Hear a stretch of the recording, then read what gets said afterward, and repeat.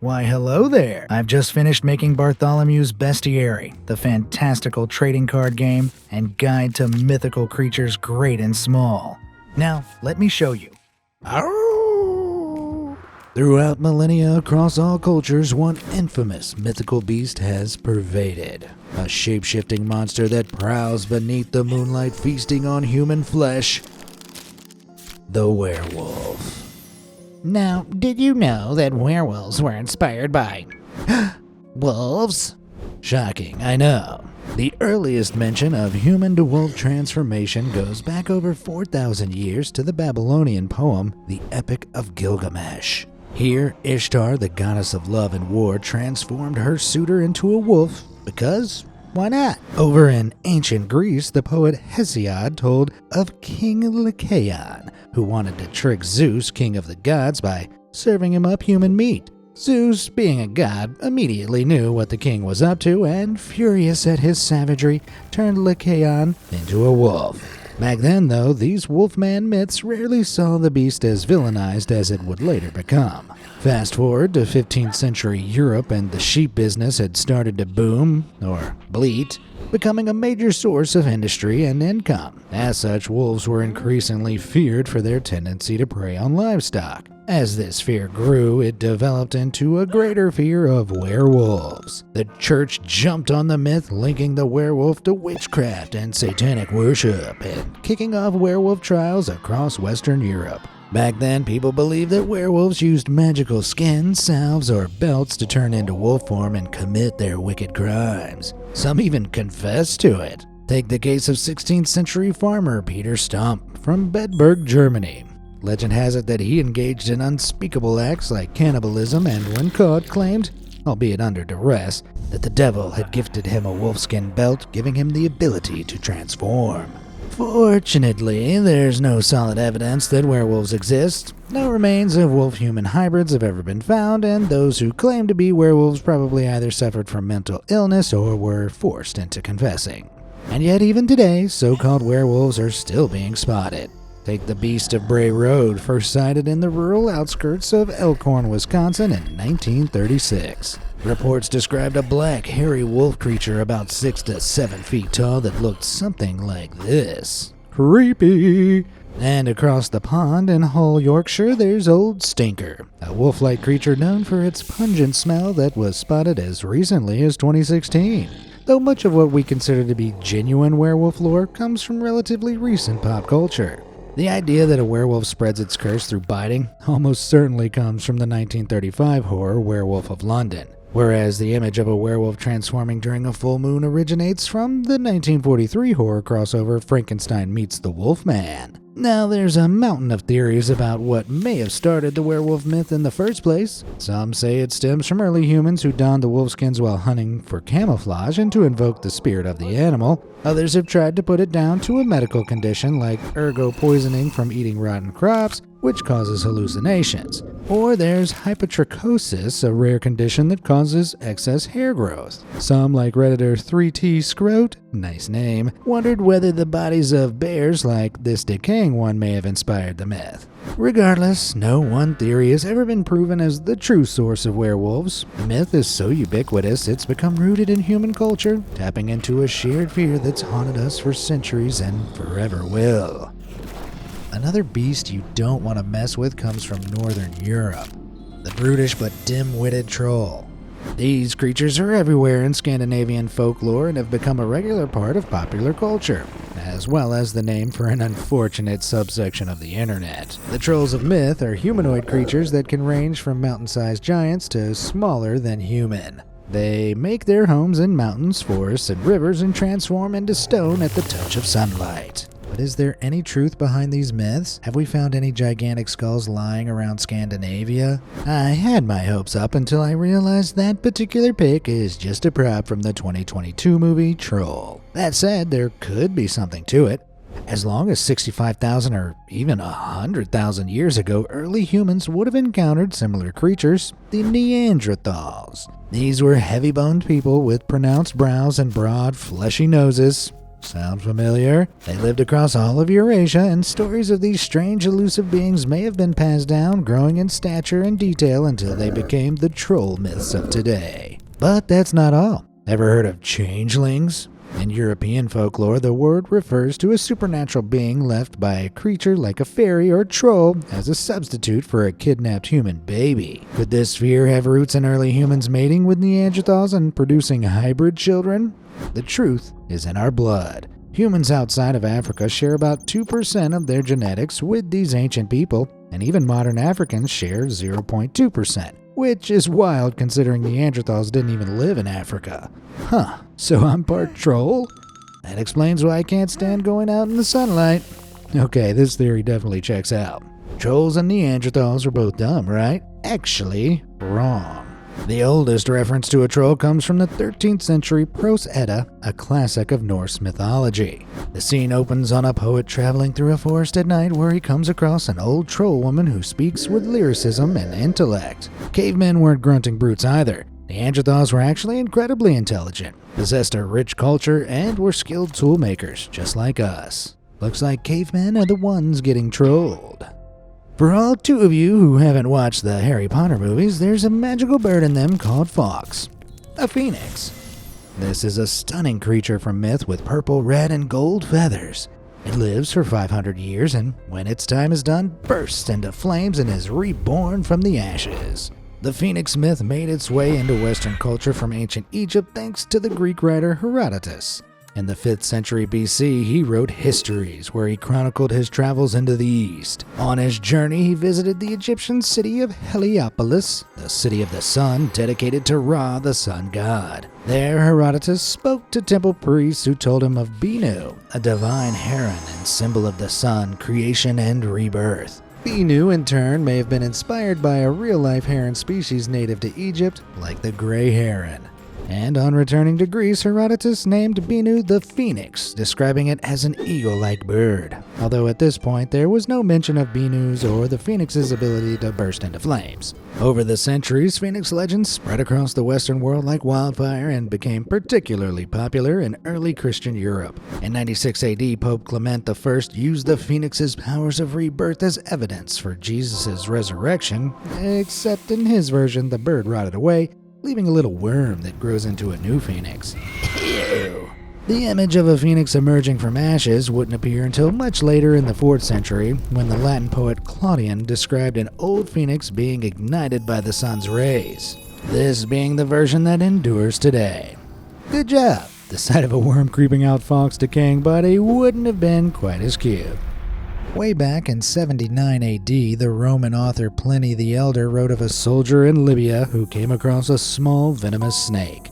He slew it with a spear only for its blood to pour down his weapon and touch his hand. When it did, it seared his flesh and spread throughout his body. In moments, his life was over.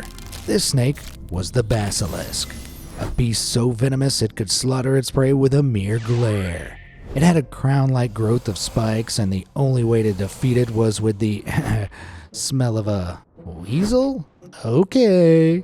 During the medieval period, artists transformed this crown into a rooster's comb, and the basilisk gained a new name, the cockatrice. The two names became interchangeable, but its appearance varied wildly, from a serpent to a monstrous rooster reptile mishmash. Over time, though, the beast in all its forms became a symbol of evil likened to Satan himself. At the turn of the 17th century, German writer Johann Pensier described one of the most famous accounts of the creature. It begins in Warsaw, Poland in 1587, where a foul basilisk was supposedly found lurking in a cellar, having already finished off 2 victims. A local physician dressed a convicted criminal up in a mirror-covered suit in order to reflect the beast's deadly gaze and sent him down to face it. Against all odds, the convict returned victorious with the basilisk in hand. Pensier claimed that the creature was a reptilian bird with a cockerel's head, bulging toad eyes, a crown-like crest, and a putrid smell. He didn't mention what happened to the body after. Whatever it was, real or not, it's probably long gone by now. While the exact truth of the Warsaw account remains unclear, we can explain the rest. Early Europeans that made the trip to North Africa may have been inspired by real venomous snakes like the Egyptian cobra, one of the region's deadliest serpents, and spread word back home. While common in Europe, they hardly ever showed up in medieval bestiaries, while basilisks appeared all over the place. So perhaps these snakes were misidentified? And although grass snakes are non-venomous, they do produce a foul smell when threatened, just like the basilisk. I don't know, seems a little far-fetched to me, but this was a long time ago. As for the whole weasel thing, it's possible the idea was inspired by stories of mongooses defeating snakes, a fairly common occurrence. Speaking of prey, imagine a field mouse scurrying through the undergrowth, then before it knows it, BAM! It's snatched up in the talons of a hawk. Sucks to be a mouse, I guess. Now imagine instead of that bird carrying off a mouse, it was carrying off an elephant. This is the Roc. No, not him. A bird of colossal proportions, first recounted by Arab traders 700 years ago. This mythical creature has since made its way into various tales, most famously the second voyage of Sinbad the Sailor, where the titular hero discovered rock eggs the size of houses. The 13th century Venetian explorer Marco Polo wrote of how the then Emperor of China, Kublai Khan, requested proof of their existence and was subsequently presented with a giant feather. So should we be nervously watching the skies for gigantic birds? No need. In reality, the giant feather was probably just a palm leaf. Polo also speculated that the roc might come from Madagascar and other East African islands, and he wasn't far off. The Apiornis could well have inspired it. These huge Madagascan birds went extinct around the 1500s, but were very much alive in Polo's time. They stood 9 feet tall, weighed over half a ton, and laid eggs nearly 3 feet wide, the largest of any animal ever. Even dinosaurs. So the sailors who reported the giant bird could have been recounting tales of Apiornis, albeit with a few exaggerations here and there. Although big, they certainly weren't big enough to carry off elephants. Besides, they couldn't even fly. And unlike the mythical roc, they were seemingly hunted to extinction. But elephant birds aren't the only culprit for the roc's legend. The giant creature also has roots in the Hindu stories of Garuda, who first appeared in the 2nd millennium BC. Garuda was the king of birds and steed of the god Vishnu, sometimes depicted as a giant bird of prey or a human-bird hybrid, and hunted giant snakes and elephants, just like the roc. That's what I call poultry in motion. That's a thing of nightmares. Luckily, we have the Baku. This spirit from Chinese and Japanese mythology literally feasts on bad dreams. Although it looks like something out of a nightmare itself, comprised of a bear's body, tiger's paws, an ox's tail, rhino's eyes, and an elephant's trunk. But be warned, if the Baku isn't satisfied after devouring your nightmares, it'll suck up your hopes and dreams too and leave you as nothing but a hollow shell. Ugh, crikey. Okay, I take that back, what I said about it being my favorite. Fortunately, the Baku is purely supernatural. You won't be finding any remains of this thing. However, that doesn't mean it wasn't inspired by a very real animal. I bet it was the Asian tapir. These adorable herbivorous mammals have trunk noses and toed feet just like the mythical beast. Although now extinct in China, evidence suggests that tapirs once roamed the southern regions alongside humans around 2200 years ago. They must be the inspiration, right? Well, it might not be so simple. Let's go back to the 3rd century China, where we meet an altogether different creature called the Mo, a bear-like beast with jaws so powerful it could chew metal. Only it turns out Mo is just what the Chinese used to call the giant panda.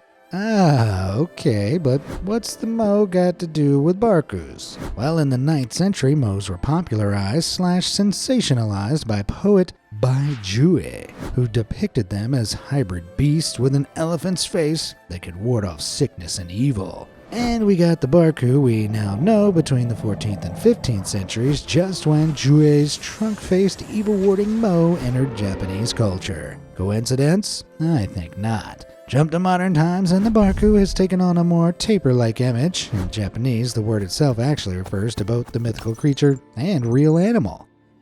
For our next card, I'll tell you a story. Once upon a time in 1735 in Estelville, New Jersey, USA, poor Mother Leeds was expecting her 13th child. This one, however, was unwanted. In exasperation, she cursed the unborn baby, shouting, "Let this one be the devil." When the child finally arrived, it initially seemed like a normal newborn, but then something horrifying happened. Horns burst from its skull, wings sprouted from its back, its face stretched into a snout, and its feet became hooves.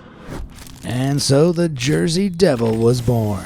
A towering, horse-like demon over 6 feet tall. With a raspy squeal, it flapped its wings and flew up the chimney to the nearby Pine Barrens, leaving behind its horrified mother. This is just one of the creature's many origin stories, and it's said to have haunted New Jersey for centuries. Heck, Joseph Bonaparte, brother of the French General Napoleon, supposedly spotted the devil while out hunting. Even today, sightings of this creepy cryptid are still reported. Locals claim to have spotted strange tracks and found massacred farm animals, with at one point as much as $100,000 being offered for the devil's capture, dead or alive. Though no one succeeded at catching it in either state. See, in reality, an actual creature the size of a horse would need some absolutely monstrous wings to get off the ground. Far bigger than we see in depictions of the beast, making its existence highly unlikely. Though that fact hasn't stopped people from trying to prove otherwise. In 1909, a Philadelphia businessman claimed to have captured the devil only for it to be a kangaroo painted green with glued-on wings. Other animals may have also been misidentified as the Jersey Devil over the years. Some have pointed to the sandhill crane, since it stands nearly 4 feet tall, has a 6 feet wide wingspan, and can be ferocious when cornered. And some on the internet insist that the hammerhead bat is behind the myth. With their unusual boxy heads and leathery wings, they definitely look the part. One problem though, these bats only live in Central Africa, not New Jersey. In fact, the devil could actually be an invention of a former president. See, scholars Brian Regal and Frank Esposito trace the creature's origins back to the Leeds family in colonial Burlington, New Jersey. Back in 1687, Daniel Leeds, a Quaker, sparked controversy by publishing his almanac, The Temple of Wisdom. This was filled with heretical astrology and metaphysical ideas, ruffling the feathers of his church and community and leading him to be branded as evil. After his death, his son, the brilliantly named Titan Leeds, took over the almanac business, but faced ridicule from none other than future founding father, Benjamin Franklin. Franklin spread a hoax in his rival annual Poor Richard's Almanac, claiming Titan was the spawn of Satan. Over time, these rumors may have transformed into the Jersey Devil myth. Wait, so the president was a fake news-spreading bully? Interesting. That said, there's no historical evidence linking Titan Leeds and Mother Leeds of the folktale. Another theory goes that when colonizers first arrived in New Jersey, they would have heard stories from the indigenous people like the Lenape. Quaker settlers may have absorbed those stories of spirits and figures of Lenape belief and then reappropriated them into demonic monsters. Now, we've all fallen for a bit of catfishing. Once I went on a date with a woman who turned out to be a seal. Not surprising, really. This was when I was living in Scotland. Things like that happen all the time. See, in Celtic and Scandinavian folklore, there are mythical beings called Selkies. Most of the time, they look like ordinary seals, but every so often they come ashore at night, shed their sealskins, and reveal their beautiful human forms. Legends state that humans, usually men, would spy this bizarre ritual and, beguiled by the Selkie women, would hide her sealskin, trapping her on land. The two would marry, but inevitably the Selkie would always find her sealskin, turn back into a seal, and return to the waters, never to be seen again. Jeez, I'm glad this doesn't happen in the real world. Right? Well, don't be so sure. In 1890, folklorist David McRitchie speculated that in the early 18th century, Orkney and Shetland settlers encountered and even married visiting sailors called Fenmen. These people were probably Inuit from the Davis Strait in North America, who wore sealskins and used them to cover their kayaks for warmth and buoyancy. Once on shore, Fenmen would shed their skins and leave them to dry out in the sun before setting off again. Now picture what Scottish onlookers saw when they were peeking over cliffs, seals transfiguring into humans. At least, kinda. The Selkie myth may also have come about as a way of explaining a rare medical condition, syndactyly. This is when 2 or more digits are fused together by skin or bone, making a person's hands or feet look a bit like flippers. Something that apparently affected one Scottish clan who claimed they were descendants of Selkies. So, do you think the Selkie myth was born from seal-clad visitors, medical conditions, or something else entirely? Make sure to let me know down below. Legend says that in 6th century BC China, a woman named Yenzheng Zai was pregnant when she received a visit from a fantastical creature. This beast had the body of an elk, a face like a dragon, scales like a blue fish, and fire bursting from parts of its body. As it approached, it coughed up a jade tablet. Gross. But when Yan read the tablet's inscription, she discovered her future child's destiny. He would become the philosopher Confucius, one of East Asia's most influential thinkers.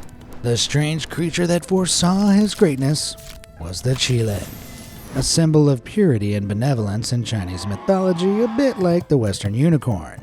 Now in the 1400s, Emperor Yongle returned from Bengal in 1414 with many wonders, including a special gift from the Bengali king. One that almost fit the bill. It was a giant qilin with a patterned coat, antler-like horns, and a very, very long neck. And by that I mean it was no qilin at all. The creature was actually a giraffe that had been taken from Kenya. Looking up at this marvelous beast, Yang Lu probably knew that it wasn't the qilin of myth and even downplayed the link, but the rumor persisted due to the animal's calm demeanor and unusual appearance. Although there's no evidence that these animals inspired the qilin myth, I'm afraid no one in China stumbled across the bodies of any blue giraffes. They've certainly become intertwined with it. Today, the word for qilin in Korean, kirin, and Japanese, kirin, are also used for giraffe.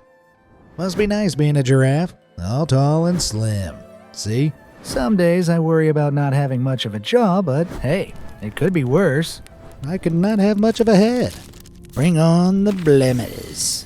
A strange race that mostly resemble humans except for one slight difference. Instead of a head, their faces are smack bang in the middle of their torsos. The myth begins with the one and only Herodotus, who was told of headless creatures with eyes in their chests, said to inhabit western Libya. Across the centuries, numerous writers reported these creatures living in some far-off land unfamiliar to medieval Europeans. However, it wasn't until the 1st century AD that Roman geographer Pomponius Mela named them Blemis. Funnily enough, there was a group of people from Egypt and Sudan known as the Blemis who flourished from the 3rd century BC to 8th century AD. Shockingly, though, they probably had normal heads. Indeed, no one's certain where the headless myth came from. They might have carried shields decorated with painted faces or worn chest armor, or may have just marched with their heads tucked down low. The legend might also have been popularized for a more nefarious reason, so the medieval church could cast people outside Christendom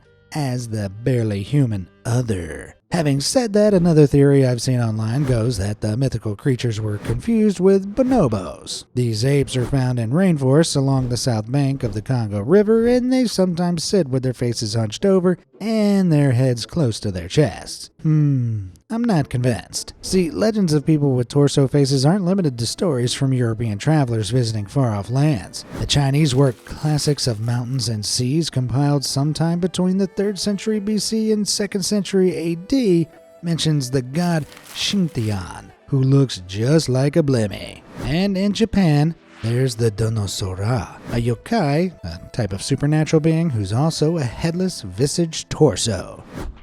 Oh, I'm not sure I can stomach any more faces.